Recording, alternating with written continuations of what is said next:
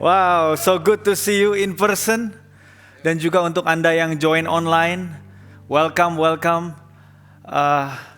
Wow, Tuhan itu baik, amin. Siapa yang bisa berkata dengan saya pagi ini, Tuhan itu baik? Kalau Anda bisa datang di tempat ini, Anda masih bisa nonton, Anda tidak di rumah sakit, Anda tidak memerlukan oksigen, itu adalah kebaikan Tuhan, amin. Mari kita berdoa pagi ini. Mari kita berdoa untuk orang-orang yang sakit, untuk keluarga kita, untuk yang di rumah, yang sedang recovery. Mari kita berdoa.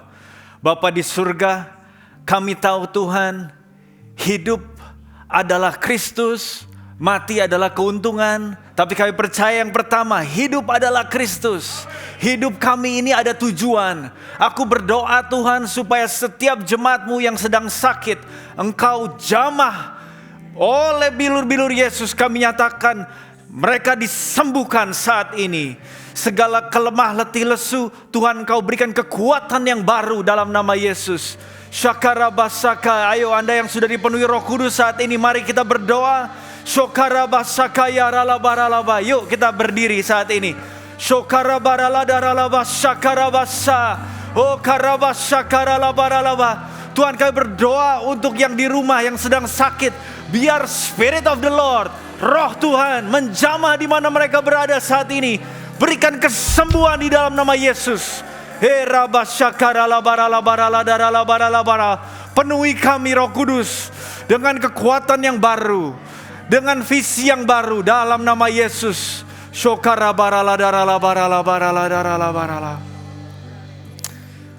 Roh Kudus berbicara kepada setiap kami, Tuhan. Kami buka hati kami buka pikiran kami. Speak, hembuskan nafas yang baru. Biar tidak hanya paru-paru kami ini menghirup udara, tapi biar roh kami Tuhan, mengalami hembusan Roh Kudus yang baru. Penuhi kami Tuhan, segarkan kami. Untuk yang sakit Tuhan, kami berdoa supaya mereka punya waktu dengan Tuhan, di mana mereka cek hidupnya kembali. Tuhan, karena kami tahu Engkau punya rencana yang dahsyat. Terima kasih Bapa. Terima kasih buat waktu-Mu ini. Di dalam nama Yesus kami berdoa. Amin. Amin. Silakan duduk saudara-saudara. Wow, so good to see you. Especially beberapa orang yang beberapa minggu ini mungkin sedang di rumah, yang sakit, yang Tuhan sudah sembuhkan. Ada kemuliaan buat Tuhan. Ya, ada beberapa yang sudah sembuh, saudara-saudara, yang sekarang sudah kembali beribadah. Puji Tuhan, puji Tuhan. Tadi Pak Narto berikan kesaksian bahwa Bu Dewi, Pak Narto cukup mengalami sakit COVID yang cukup parah. Bahkan waktu itu mereka berpikir bisa hidup atau tidak. Saya pun pernah mengalami yang seperti itu, saudara-saudara. Kalau kita disembuhkan, kita harus sadar, kalau Anda tidak sakit, Anda waktu-waktu ini, coba kita renungkan, apa arti hidup? Apakah Anda punya panggilan hidup? Kalau Anda hidup atau kalau Anda mati, apa perbedaannya? Kenapa Tuhan harus kasih perpanjangan hidup, umur panjang, kalau tidak ada tujuan hidup? Amin. Saya percaya setiap kita saat-saat ini memang waktu COVID, waktu yang gak enak. Di beberapa tahun ini, waduh mau pergi, mau apa susah. Tapi di situ kita bisa menghargai arti hidup itu, saudara. Bukan menghargai ya, kita bisa introspeksi lagi. Hidup saya ini artinya apa? Saya berdoa supaya setiap kita ini tidak hanya, ya karena kemurahan Tuhan saya hidup, udah itu aja gitu. Tapi apa tujuannya? Saya percaya, saya berdoa setiap Anda di tempat ini akan terus hidup dan hidup sehat. Karena apa? Karena Tuhan akan pakai Anda dengan luar biasa untuk menjadi berkat di Amerika ini. Amin. Amin. So judul khotbah saya pagi ini, kita baru saja ganti tahun. Pastor mencanangkan tema untuk City Blessing 2022 ini adalah Rise Up and Be Radiant. Nah, Judul khotbah saya pagi ini adalah Time to Wake Up. Katakan bersama saya, 3, 2, 1. Time to wake up. Amin. Saya akan langsung mulai saja. Saya akan mulai dengan ayat yang mungkin familiar dengan Anda. Dari Markus 10, ayat 46 sampai 52. Ini dari terjemahan firman Allah yang hidup. Mungkin Anda belum pernah dengar ini. FAYH. Firman Allah yang hidup. Ada terjemahan baru, ada terjemahan lama, ada bahasa Indonesia masa kini. Saya waktu lihat-lihat perbedaannya, bagus juga ini. So saya akan bacakan dengan terjemahan yang ini ya. Lalu dikatakan demikian, ini cerita tentang Bartimeus. Bartimeus adalah seorang yang buta, minta-minta. Anda sudah sering dengar ceritanya, bahkan Children Ministry mungkin bikin dramanya dan sebagainya. Intinya waktu itu Bartimeus mendengar tentang Yesus. Mendengar tentang Yesus, mungkin yang didengar adalah hal-hal bahwa Yesus itu kemana-mana melakukan mujizat. Bartimeus dari lahir buta.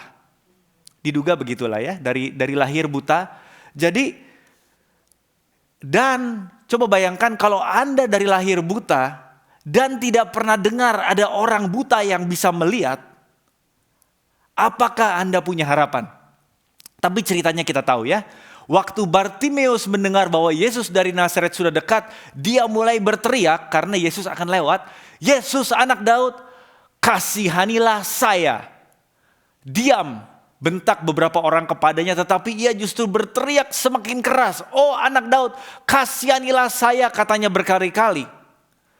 Ketika Yesus mendengar teriakan orang buta itu, ia berhenti lalu berkata, suruhlah dia kemari. Mereka memanggil orang itu. Mujur benar engkau ini, kata mereka. Nah ini terjemahannya yang lain dari terjemahan yang lain. Iya, bahasa Inggrisnya take heart, terjemahannya apa? Mungkin benar, ini artinya lebih cocoknya gini. Waduh, untung lu dari tadi lu teriak-teriak, mujur benar, ayo, ia memanggil engkau ya. Lalu Bartimeus membuka jubahnya yang sudah tua serta melemparkannya ke tanah, lalu ia lompat berdiri dan mendapatkan Yesus. Apa yang engkau ingin kulakukan kepadamu? Tanya Yesus. Lalu, guru, kata Bartimeus, saya ingin dapat melihat. Lalu Yesus berkata kepadanya, baik, jadilah demikian, imanmu telah menyembuhkan engkau. Seketika itu juga orang buta itu dapat melihat, lalu mengikuti Yesus sepanjang jalan. Untuk orang-orang yang sakit, ini bukan pesan. Sebenarnya saya nggak mau pesan untuk kesembuhan dari ayat ini, tapi kita percaya ayat ini berbicara tentang mujizat yang Yesus lakukan. Mujizat, hal yang tidak pernah terlihat sebelumnya pun Tuhan Yesus lakukan. Dan saya mau tanya saudara, Anda percaya nggak orang buta bisa melihat lagi?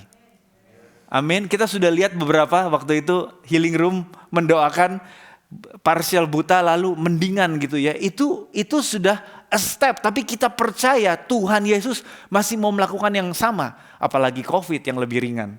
Ini orang yang dari lahir buta, akhirnya Tuhan Yesus sembuhkan dan bisa melihat. Nah, sebelum saya mulai tentang time to wake up, firman yang pagi ini, saya mau underline, saya mau tekankan kata-kata ini. Apa yang engkau ingin kulakukan untukmu, tanya Yesus.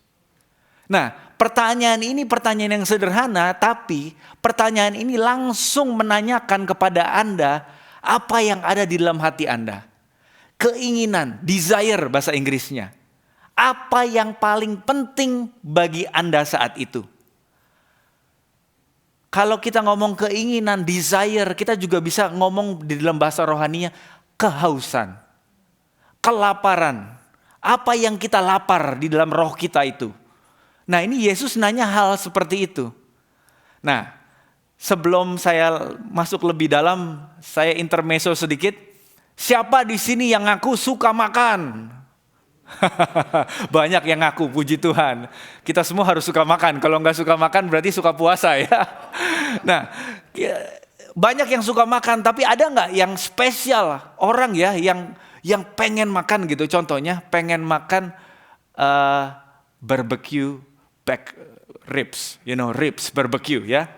Ada orang yang ada perbedaannya kita, desire-nya kita itu lain-lain. Ada siapa di antara saudara yang begitu kepikiran Phil's Barbecue langsung pergi ke San Diego? Coba angkat tangan. Ada nggak di tempat ini? Itu jauh loh saudara-saudara. Saya pastikan ada. Beberapa, nah akhirnya ada yang jujur juga. Ya di gereja harus jujur.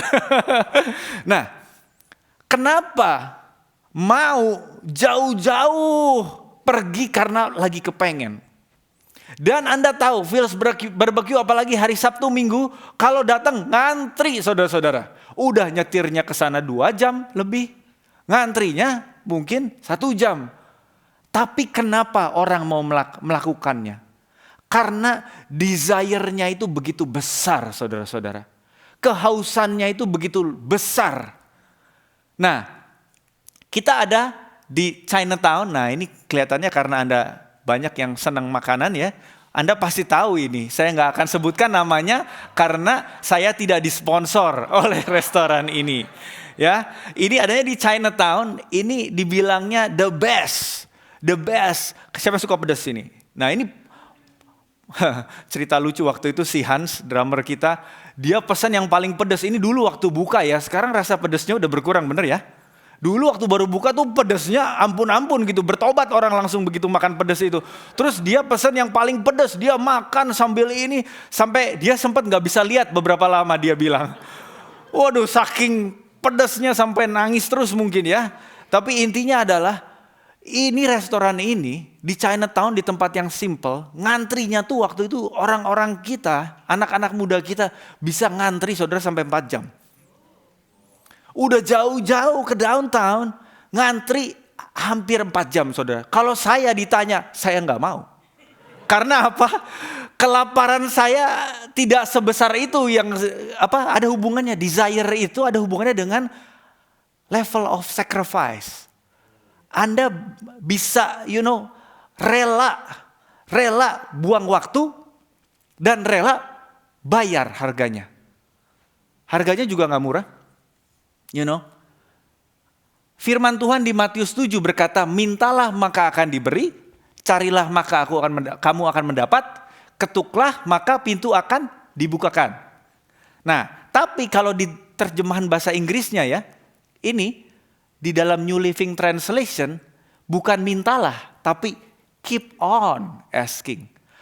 Teruslah. Nah, kalau diterjemahkan ya, diterjemahkan ke bahasa NLT-nya di dalam bahasa Indonesia, terjemahannya demikian. Teruslah meminta, maka Anda akan menerima, teruslah mencari. Dan yang kedua, terjemahannya saya ambil dari terjemahan yang satunya lagi, The Passion. Karena setiap orang yang gigih, persistent, gigih, yang ulet mencari, dia akan mendapatkan. Nah ini ada hubungannya. Kalau Anda itu pengennya besar, kegigihan Anda akan lebih besar. Kembali ke restoran ini. Kalau Anda udah bayangkan, Anda paling suka makanan pedas. Mau 3 jam, mau 4 jam, 5 jam saya lakonin. Karena apa? Di dunia ini gak ada lagi yang seperti ini. Saya akan ikut, jauh dilakonin. Nah itu ada hubungannya sama kehausan dan kelaparan kita saudara-saudara. Nah saya mau lanjutkan kembali ke cerita Bartimeus. Apa hubungannya? Nanti saya kasih tahu sambungannya ya. Kembali ke cerita Bartimeus. Coba bayangkan siapa yang suka nonton Korean drama atau apa? Wah langsung jujur juga, puji Tuhan. Nah ini bayangkan ceritanya kita mundurin. Kita udah tahu tadi, wah Tuhan Yesus melakukan mujizat yang luar biasa. Luar biasa sekali saudara-saudara. Tapi kita anggap kita gak tahu ceritanya. Kita mundur lagi. Yesus tanya, apa yang engkau ingin kulakukan kepadamu? Bartimeus sudah ceritanya ini udah klimaks nih kayaknya. Waduh ini seru ini, Tuhan akan melakukan sesuatu yang dahsyat. Bartimeus jawabnya apa? Yesus, can you spare me some change?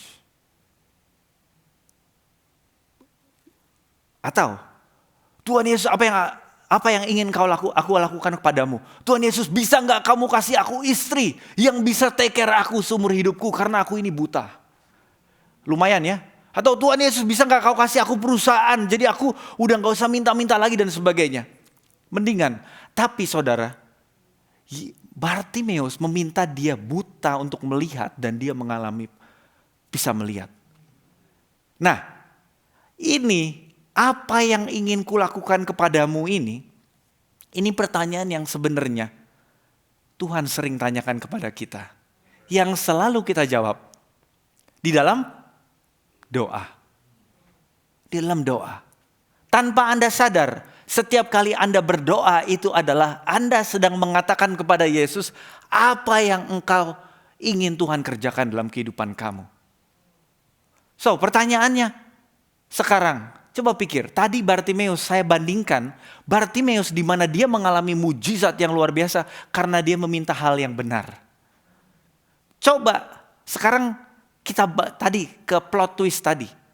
Bartimeus meminta hal yang salah. Dia akan mendapat hal itu dan dia tidak akan tahu apa yang dia miss.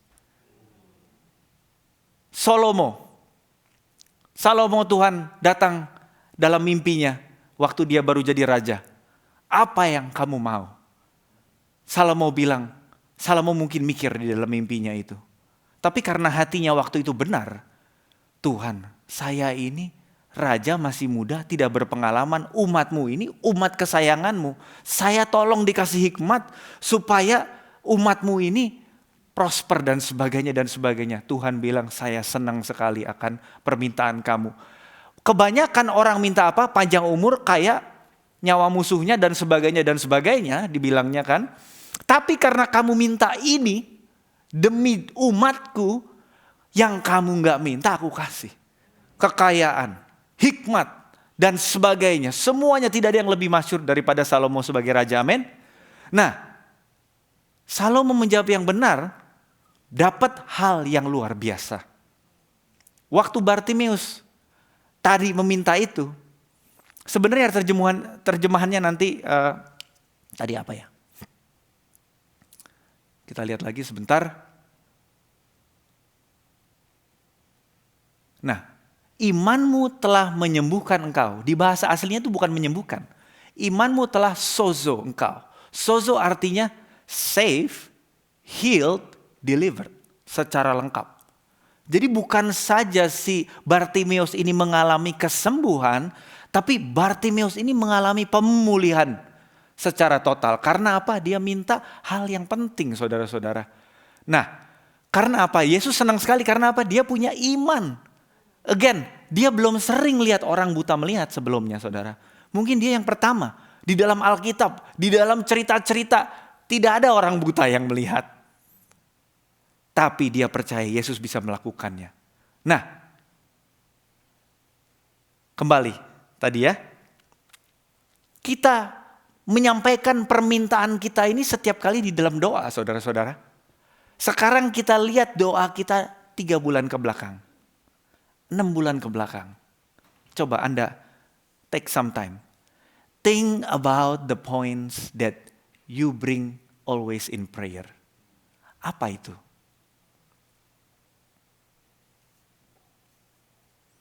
Karena kalau Anda lihat, apa yang Anda lontarkan dalam doa itu adalah desire-nya Anda.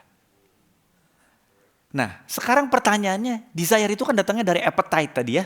Desire, appetite, keinginan dan sebagainya. Kalau kita bilang ini appetite, apakah ini appetite lebih banyak dari poin-poin Anda? Apakah Anda lebih banyak minta sesuatu karena appetite rohani? Apakah appetite dunia? Coba Anda pikir. Apa yang Anda minta? Tidak salah Anda berdoa, Tuhan lindungi keluarga saya, berkati anak saya, berkati usaha saya, dan sebagainya. Tidak salah. Tapi mana appetite Anda untuk hal-hal yang rohani? Kapan terakhir kali Anda meminta hal-hal sesuatu yang rohani? Saya bisa berada di mana saya sekarang karena ada orang-orang yang tunjukkan appetite-nya kepada saya dalam doa. Saya ingat waktu itu, saya waktu masih kuliah di Bandung, saudara-saudara, tahun 97, 98, di Bandung saya sekolah, kuliah. Lalu saya dapat carousel. Carousel anak muda, tapi herannya ada 2 om tante yang di carousel itu. Udah punya cucu. Mungkin seumur orang tuanya Vivi ya dan sebagainya udah lebih tua gitu. Udah lebih tua, tapi datangnya ke carousel anak muda. Carousel anak muda kan, gimana caranya begini, gimana cara begitu. Dia selalu nanyanya yang antusias gitu. Tante ini kalau ditanya, tante apa yang tante mau gitu. Dia bilang gini, tante merasa tante kurang mengasihi Tuhan. Tante pengen lagi mengasihi Tuhan lebih lagi. Padahal ini tante yang cinta Tuhan luar biasa saudara-saudara. Kita setiap kali habis ngomong sesuatu yang minta tanda, minta bisa menyembuhkan lah, minta ini, minta itu. Gimana caranya supaya tumpang tangan orang tumbang dan sebagainya. Yang aneh-aneh lah. Karena belum mengerti ya. Tante ini selalu bilang, tante cuman minta gimana caranya supaya bisa lebih jatuh cinta lagi sama Tuhan Yesus. Itu sampai detik ini saya tidak pernah lupa saudara-saudara. Saya mungkin punya title pendeta sekarang. Tapi tante ini menabur sesuatu yang saya tidak akan pernah lupa seumur hidup saya. Karena apa? Appetite dia bukan untuk appetite. Gimana caranya saya bisa lebih sukses lagi. Untuk jadi ibu yang baik, jadi bapak yang baik tentunya itu harus dikejar.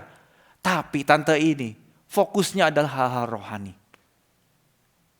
Saya teringat ini merupakan benih. Beberapa hari yang lalu saya berdoa sama istri saya. Tuhan gerakan kita untuk melayani beberapa orang yang sakit. Pada saat kita itu berdoa di mobil saudara-saudara, saya berdoanya seperti ini. Tuhan, Engkau confirm my word. Engkau jawab doa saya supaya apa? Supaya orang yang saya layani tahu, orang yang saya layani itu tahu, sampaikan apa? Accompany apa sih bahasa Indonesianya? Ya, accompany my prayers with power. Supaya apa? Saat orang itu sembuh, saat orang itu mengalami mujizat, mereka tahu saya ini Tuhan utus. Cuma satu, dulu saya mau bisa menyembuhkan dan sebagainya karena apa? Wah, kayaknya itu keren juga ya. Memang benar orang sembuh ya puji Tuhan, tapi keren. Sekarang buat apa tanda-tanda dan mujizat ajaib ini saya minta? Supaya orang bisa percaya Yesus, saudara-saudara. Nah, saya minta apa doa-doa saya lagi di waktu-waktu yang sekarang-sekarang ini. Bicara Tuhan sama saya. Bicara Tuhan sama saya. Dan you know what? Luar biasanya Tuhan bicara. Dan when Tuhan bicara itu saya lakukan. Ternyata benar. Tapi kalau Anda tidak pernah meminta. Again, appetite. You will receive. You will dibilangnya apa yang Anda cari Anda akan dapatkan. Apa yang Anda dapatkan, Anda tidak akan mendapatkan hal-hal berharga yang Anda tidak cari. Saya balikin ya. Tadi kan Anda mencari, maka Anda akan mendapatkan. Jadi kalau Anda tidak mencari, Anda tidak bisa mendapatkan hal-hal yang precious. Nah, jadi sangat penting sekali. Coba tadi kembali ya ke pertanyaan saya. Coba cek hidup doa Anda. Apa yang Anda doakan? Coba. Nah, ini bukan untuk kondem saudara. Tapi untuk membawa kita untuk sadar. Oh iya, hidup ini bukan untuk agenda saya. Ini di dalam zaman-zaman modern ini. Anda siapa yang pernah tahu For Spiritual Laws? Intinya gini, ada nggak pernah lihat? Ada ceritanya ada buletan gitu ya. Ini ceritanya hidup Anda, ada kursi. Apakah Anda yang duduk di tahta Anda? Nah, setelah Anda terima Yesus, harusnya Anda turun tahta, maka salib di atas kursi. Artinya Yesus yang memerintah. Tapi di masa modern sekarang, kita bisa salah pengertian. Saat kita terima Yesus, Yesus masuk dalam kehidupan kita, tapi Yesus tidak pernah dikasih tahta. Yesus ada untuk apa? Memberkati apa yang Anda mau. Salah saudara-saudara. Kita ini hidup, Yesus aja bilang, Yesus anak Allah loh. Yesus Tuhan sendiri. Dia bilang apa? Aku datang. Aku melakukan sesuatu yang aku lihat Bapakku lakukan. So kita harus mengerti. saat kita melakukan pekerjaan Tuhan, maka Anda pun akan diberkati, Anda pun bisa berekspresi, Anda pun bisa menikmati. Tapi bukan tujuannya nomor satu, nikmati. Saya bisa menikmati dulu Tuhan, baru saya akan melayani Tuhan. Terbalik. Itu Kristen walk. Ini zaman sekarang dibilangnya walk. Walk mean actually it's a good word, meaning being awakened. Bangun, tapi ini bangunnya akan hal yang salah.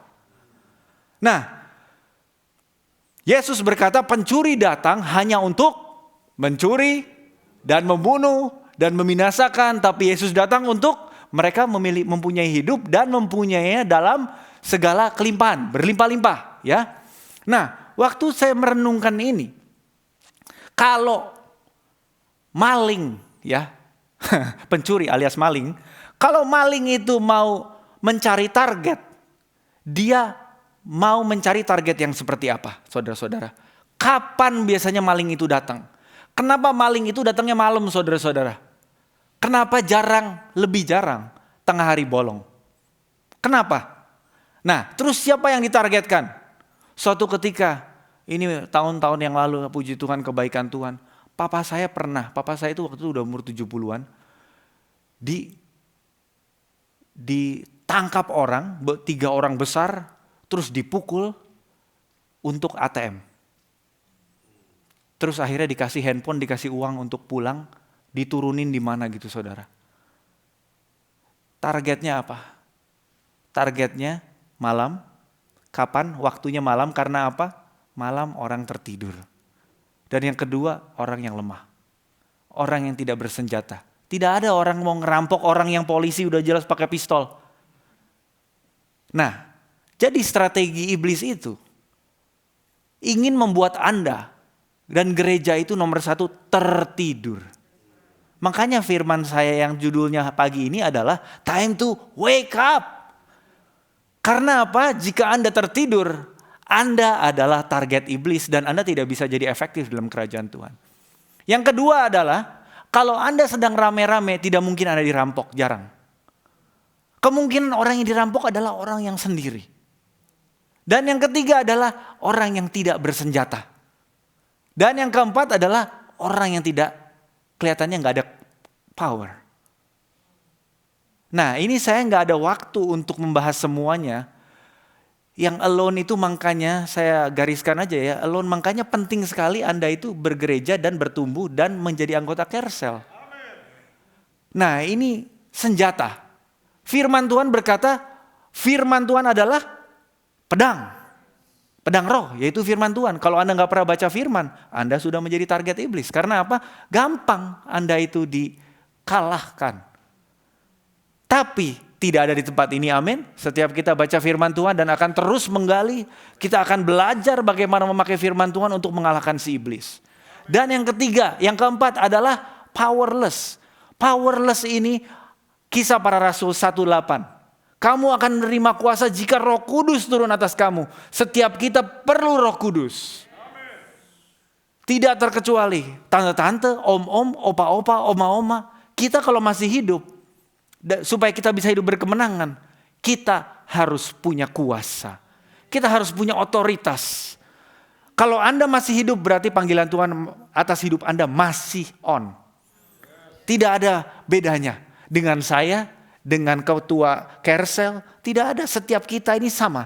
Kita ini punya panggilan dalam Tuhan. Amin. Nah, saya akan hari ini membahas banyak hanya di poin nomor 1 saja. Tertidur ini.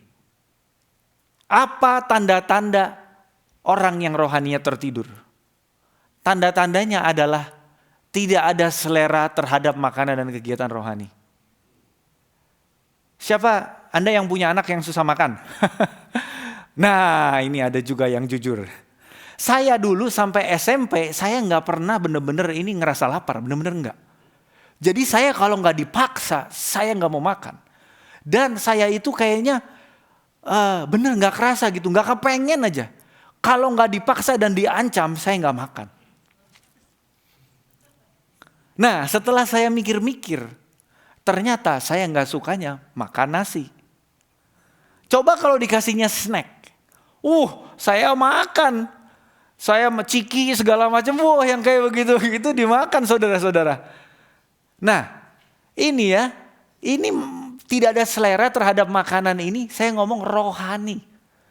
Kebanyakan orang yang tidak ada selera makan rohani karena kebanyakan makanan yang bukan rohani.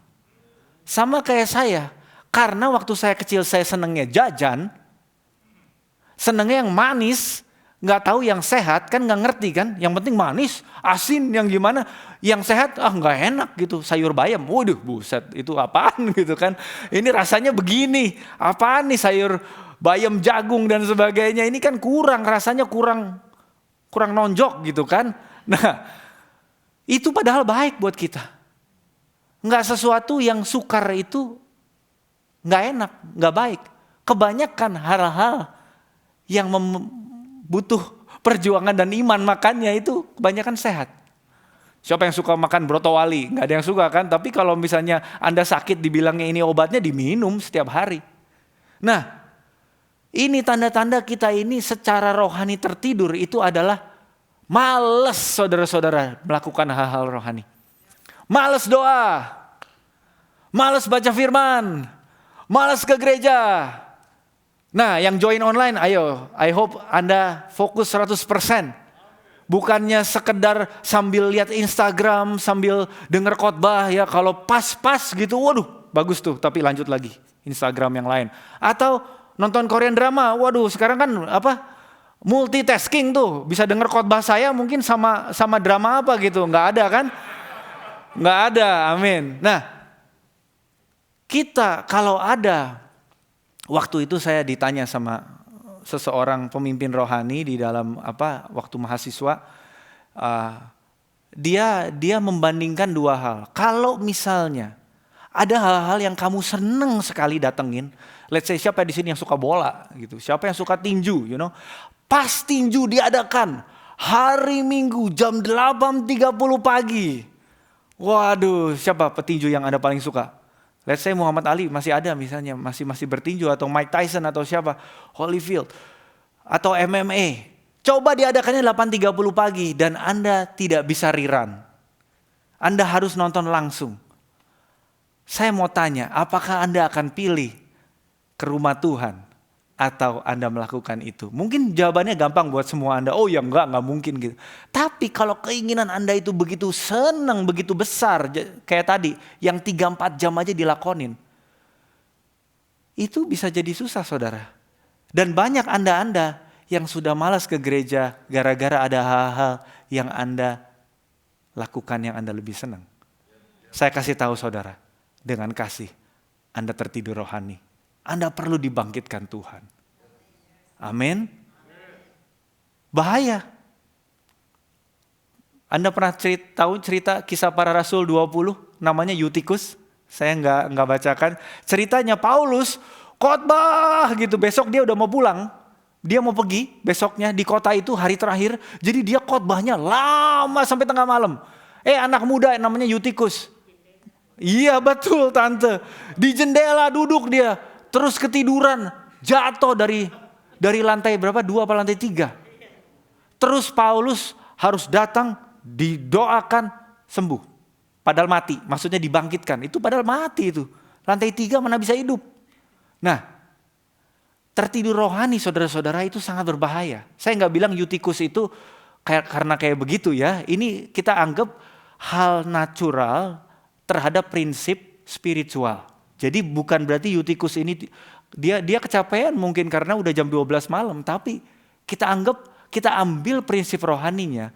Jika Anda tertidur di tempat di mana Anda harusnya terbuka dan jelas, Anda bisa celaka saudara-saudara. Anda sudah pernah lihat atau dengar cerita orang tabrakan di freeway? Kebanyakan itu karena distracted. Ya. Sedikit sekali gara-gara pecah ban atau apa. Kebanyakan karena distracted. Salah satunya karena apa? Tertidur. Itu efeknya adalah Anda bisa kehilangan panggilan hidup Anda. Kalau kita meninggal sebelum waktunya. Gara-gara kita tertidur rohani. Sudah selesai. Kita tidak bisa lagi memberikan impact. Mungkin Anda masuk surga. Tapi impact kepada anak cucu Anda, sudah Anda nggak bisa lakukan. Kepada anggota kersel Anda, kepada teman-teman di gereja, kepada teman-teman di tempat kerja. Anda sudah tidak bisa ngasih impact, Anda sudah berpulang. Tapi kalau Anda masuk surga, makanya kita ini hidup harus punya, ayo kita bangkitkan kembali kehendak, keinginan, appetite, hal-hal rohani. Jangan pikir bisnis saja saudara. Tuhan gak suka saingan. Kalau Anda tidak bisa dikoreksi Tuhan, jangan-jangan Tuhan ambil saingannya itu. Bisnis Anda Tuhan bisa ambil setiap saat, Tuhan bisa berkati lagi. Tapi Anda gak mau mengalami seperti Job, Ayub. Ayub gak ada salah apa-apa. Tapi coba, karena mungkin kalau kita mendewakan bisnis kita, mendewakan hobi kita, mendewakan mobil bagus kita atau apa. Jangan-jangan Tuhan karena dia mengasihi saudara, dia akan, pastor kemarin ini bilang ada perbedaan antara rebuke sama chastisement. Chastisement itu fisikal, di-spank. Pastor Joyce juga ngajarin kan kemarin di parenting seminar. Bagus sekali by the way, yang belum nonton Anda harus nonton. Itu seminar yang paling bagus tentang parent yang saya pernah nonton. Setuju? Benar, saya bukan sekedar ngomong. Yang kedua, kalau kita ini spiritualnya tertidur, Anda bertanya-tanya, kenapa Roh Kudus gak pernah ngomong sama saya? Kenapa kok ngomongnya sama carousel leader saya terus gitu? Karena Anda gak mencari, karena Anda lagi tidur. Kalau kita lagi tidur, Anda punya gak teman yang bisa sleepwalking. Jadi ngelindur ya sambil bisa jalan gitu. Saya punya teman yang kayak begitu. Saya kasih tahu saudara, walaupun dia jalan, dia nggak bisa ngapa-ngapain, dia nggak bisa kerja, tiba-tiba dia bikin karangan gitu ya, nggak bisa. Itu dia cuma begitu doang, nggak ada gunanya, saudara-saudara. Nah, mendengar suara Roh Kudus, my sheep hear my voice. Setiap domba Tuhan pasti mendengar suara Tuhan. Anda harus, amin. Kita harus bangun. Yang ketiga, tanda-tandanya. Ini normalisasi pandangan dan gaya hidup yang tidak rohani. Ini normalisasi artinya begini, saudara-saudara. Anda ngerti gak artinya? Mungkin Anda gak ngerti. Kalau gak ngerti saya jelaskan. Di luar sana, budayanya lain sama budaya Alkitab, saudara-saudara. Kalau Alkitab bilang, jangan kamu hidup tidak kudus, jangan memandangi wanita seperti kamu mau gitu ya. Pokoknya intinya apa? Kekudusan. Kalau di luar sana dibilangnya, kalau kamu niat gitu gak apa-apa, kamu sleep together gitu atau gimana. Kan gak apa-apa, nanti akan di married anyway, gak apa-apa.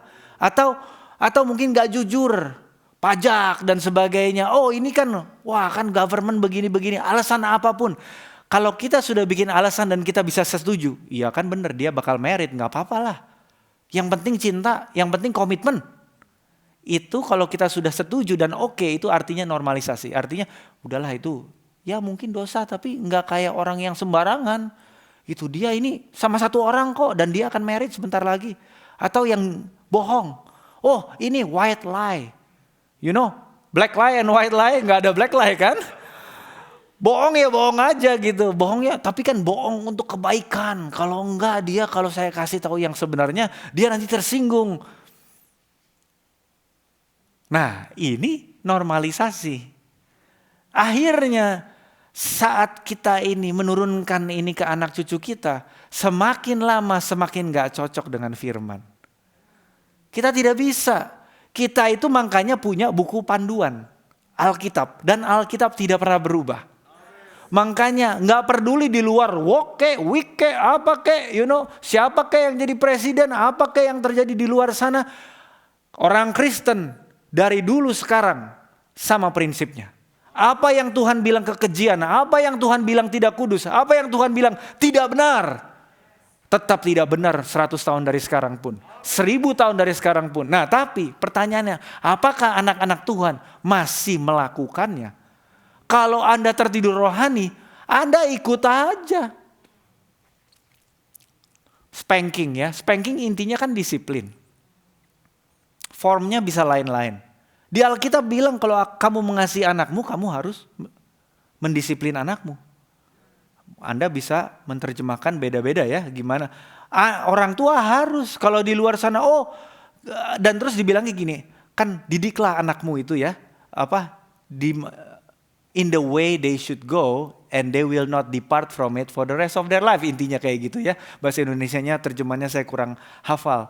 Nah ini coba bayangkan, kalau orang tua zaman sekarang itu anaknya ada yang, saya mau gimana ya, ini kan namanya, saya punya anak misalnya, nah ini contohnya Dylan nih. Dylan, jangan Dylan lah, kita ngambil anak contoh yang benar-benar masih baru lahir lah. Misalnya nama anaknya Jonathan, oke? Anak Jonathan ini tentunya laki-laki. Tapi saya takut ngajarin dia bagaimana caranya, how to be a boy, how to be a man kalau dia udah udah toddler gitu. Kenapa? Karena saya bertanya-tanya, dia nanti mau jadi perempuan apa jadi laki-laki ya? Kalau saya ngajarin dia jadi laki-laki, gimana kalau dia jadi mau perempuan? Itu kan ngawur saudara-saudara. Itu di luar sana, di Alkitab bilang Tuhan ciptakan laki-laki dan perempuan. Anda organ tubuhnya apa?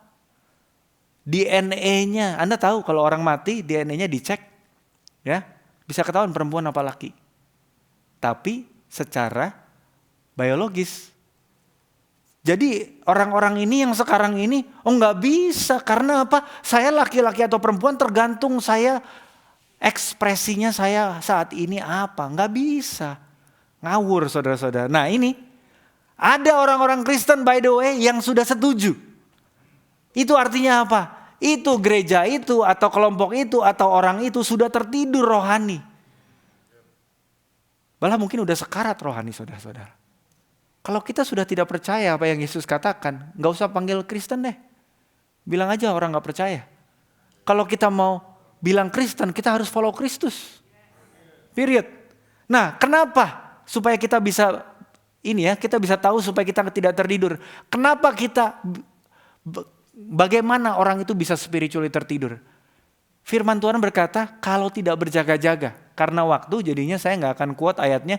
Waktu Yesus di Taman Getsemani, ya, Yesus bilang apa? Masa kamu gak bisa berjaga-jaga sama aku 1 jam saja? Berjaga-jagalah. Dan waspadalah bahasa Indonesianya. Berdoalah dan berjaga-jagalah supaya kamu jangan masuk. Ya. Nah jadi saudara-saudara, ini tuh penting berjaga-jaga. Kalau Anda siap, again yang copet. Pastor cerita copet di Prancis dia, sampai dia pukul. Itu bukan di toel saudara, dipukul pastor. Ya didorong gitu sampai jatuh orangnya dan sebagainya. Kalau orang udah kelihatan siap, nggak mau nyopet orang. Orang nyopet orang yang kalau bisa lagi di handphone aja gitu. Terus di distract dan orang bisa dapat sesuatunya. Ada yang lihat, baru belakangan ini saya lihat ada WA dari Indonesia, ada ibu-ibu jualan gitu, terus ada dari motor berapa orang, ada yang pernah lihat? Terus disuruh datang dulu ke sini, handphonenya ditinggal, itu karena apa? Tidak berjaga-jaga. Kalau misalnya dia berjaga-jaga, begitu dipanggil, dompetnya disimpan, ininya dikunci. Ya apa Pak? Nggak bisa dicolong. Sebagai orang Kristen, kalau Anda tidak berjaga-jaga, Anda bisa tertidur, saudara-saudara. Kecolongan dan bisa tertidur. Nah, yang kedua, tidak aktif karena tidak memahami misi. Anda tahu nggak, tentara itu punya misi. Kalau dikasih misi dia langsung siap. Tapi kalau nggak ada misi apa? Dia latihan, dia gini, dia bebas aja dia karena nggak ada misi. Masih mungkin training. Bagus kalau training. Nah kalau kita sebagai orang Kristen, kembali waktu pertama kali permulaannya saya tanya, buat apa Anda hidup? Buat apa Anda hidup? Saya bisa terima Yesus. Saya bukan dibesarkan dari keluarga yang spiritual, saudara-saudara. Rohani secara liturgi ya. Saya ke gereja jam 6 pagi ya, setiap minggu. Dengerin khotbah? Enggak. Saya sama teman ngobrol di atas. Kita sampai suatu ketika ada om-om datengin, kamu jangan ngambil perjamuan kudus ya, karena kamu tidak serius gitu. Saya kaget juga tapi lanjut lagi. Ya udah, emang kenapa kalau nggak perjamuan kudus gitu kan? Waduh, itu ya salah juga omnya, dalam arti gini. Bagaimana caranya supaya orang itu bisa kembali? Nah itu saya itu tersesat. Di gereja tapi tersesat. Nah, tadi saya bilang tidak memahami misi. Nah, terus begitu saya sekolah, saya by the grace of God, saya pergi ke SMA yang berbeda. Gurunya itu semua punya misi. Guru saya itu mendoakan murid-muridnya. Ada satu guru bahasa Indonesia. Dia spesial saudara-saudara. Dia menabur. Menaburnya, oh dia suka cerita kesaksian adanya mujizat yang Tuhan lakukan. Oh Tuhan itu mengasihi kamu. Wah Tuhan itu mau dan sebagainya. Setiap siang diputerin khotbah saudara. Di office-nya dia. 1, 2 anak-anak mulai nongkrong duduk. Office-nya kecil. Duduk di bawah sambil dengerin. Waktu itu zaman dulu Ibu Indri Gotama yang marah-marah gitu. Saudara, halo gitu kan. Tapi herannya kita nggak tahu mungkin saudara-saudara, Ibu Indri Gotama itu pengkhotbah perempuan yang terkenal waktu zaman dulu di Indonesia. Dan dia sangat keras kalau khotbah. Dan herannya anak-anak ini kita tuh diputerinnya lagu khotbah itu.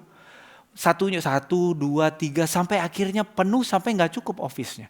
Kita duduk aja di lantai. Jadi mulai haus. Karena apa? Ada orang yang punya misi. Kalau dia nggak mengerti misi, dia cuma ngajar bahasa Indonesia. Seminggu berapa jam? Udah pulang dia. Tapi sampai sekarang saya masih kadang-kadang SMS-an sama dia sekali waktu.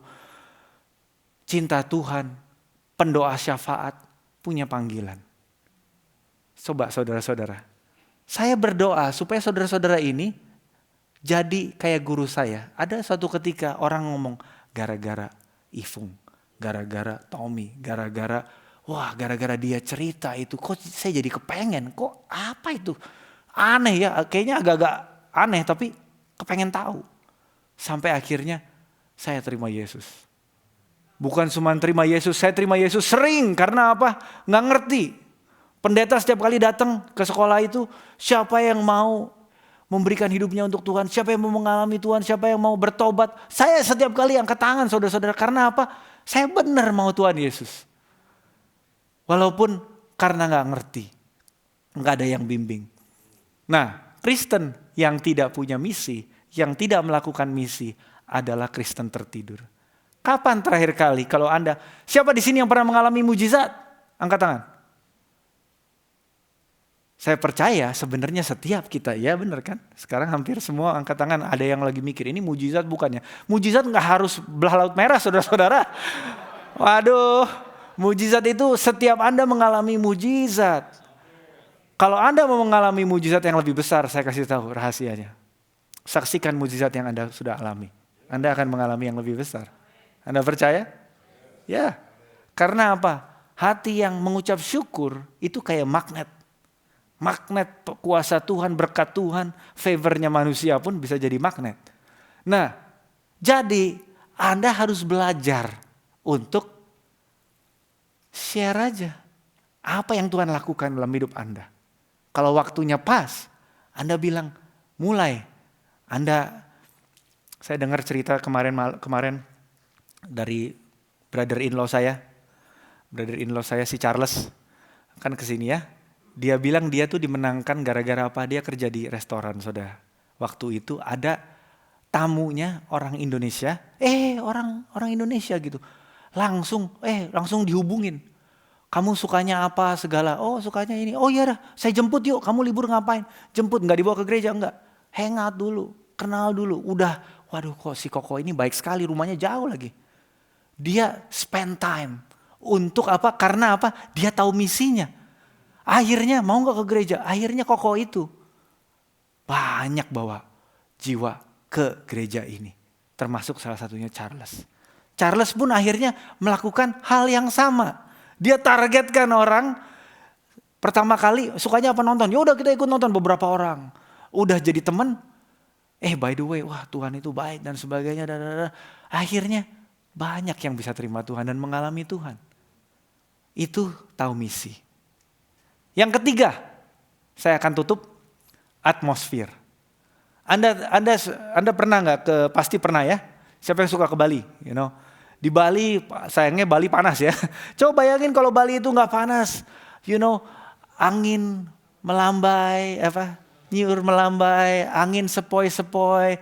Itu ada suasana tertentu yang membuat Anda itu pengennya tidur. Kayak sekarang udara enak, dingin, waduh enak.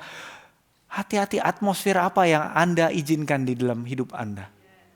Berkat Tuhan, kalau jadi lalebay untuk Anda secara rohani tidur, itu bukan berkat Tuhan namanya, itu kutuk saudara. Berkat Tuhan itu untuk membuat Anda semakin mengasihi Tuhan, semakin mencari Tuhan, semakin menjadi berkat bagi orang lain, semakin memberi, semakin dan sebagainya, itu berkat Tuhan. Saat Anda dipromosi, ini kan berkat Tuhan, Anda bisa menyaksikan di mana Anda dulu berada. Anyway, mari kita tutup what to do now. Mungkin Anda yang di tempat ini berkata, saya ngerasanya saya sudah awaken, saya sudah bangun. Bagus saudara, Anda bisa doakan orang-orang yang di jemaat kita yang sekarang sedang tertidur. Pesan ini bukan untuk gereja yang puji Tuhan, saya tahu gereja di tempat ini nggak banyak yang tertidur. Hopefully. Anda saya tahu leader-leader banyak sekali yang mencari Tuhan dan gigih mencari Tuhan dan pengen dan sebagainya. Nah, ini pesannya untuk apa? Untuk tahu bahwa benar-benar ada di antara kita orang-orang yang perlu Anda doakan. Orang-orang yang Anda perlu jangkau. Orang-orang yang benar-benar, saya bisa melembutkan hati, saya percaya karena guru saya doa. Guru saya doa. Saya mengucap syukur atas mereka. Anda waktunya nabur doa untuk teman-teman Anda. Amin. Saya tutup dengan Wahyu 3. Ini cukup keras saudara-saudara, perkataan Yesus kepada gereja. Inilah firman Dia yang memiliki ketujuh roh Allah dan ketujuh bintang itu. Dikatakan demikian, aku tahu segala pekerjaanmu. Engkau dikatakan hidup padahal engkau mati. Bangunlah dan kuatkanlah apa yang masih tinggal, yang hampir mati. Saya lanjut saja. Karena itu ingatlah apa yang telah kau terima dan kau dengar. Turutilah itu dan bertobatlah. Karena jikalau engkau tidak berjaga-jaga, aku akan datang seperti pencuri. So mari kita siapkan hati kita ini saat kita mau menutup service. Saya mau pastikan, saya mau berikan kesempatan. Saya mau doakan, saya mau kita berdoa untuk gereja kita ini. Kalau ada jemaat yang tertidur, kalau ada jemaat yang tertidur, yang mendapat firman dari Yesus ini. Kita minta waktu sama Tuhan supaya jemaat-jemaat ini boleh dibangkitkan. Jika ini Anda tidak perlu malu. Firman ini diberitakan karena Tuhan mau Anda respon saat ini. Mari kita berdoa. Sekarang tutup mata Anda. Jika Anda merasa Anda perlu pembaharuan, kebangkitan rohani yang baru, saya mau berdoa buat Anda. Siapa yang mau? Angkat tangan. Oh Rabah, puji Tuhan, puji Tuhan, puji Tuhan, puji Tuhan. Yes, puji Tuhan, puji Tuhan. Oh puji Tuhan. Oh terima kasih Bapa, terima kasih Bapa. Yang di rumah pun, jika ini Anda, jujurlah di hadapan Tuhan. Mari kita semua berdiri saat ini. Oh Rabah syakarala baralaba. Bapa terima kasih Tuhan. Umat-Mu mendengar firman-Mu sendiri. Engkau berkata kepada mereka, aku mau engkau bangkit. Saat ini kami sepakat dengan firman Tuhan. Kami nyatakan secara nubuatan, bangkit gereja Tuhan saat ini.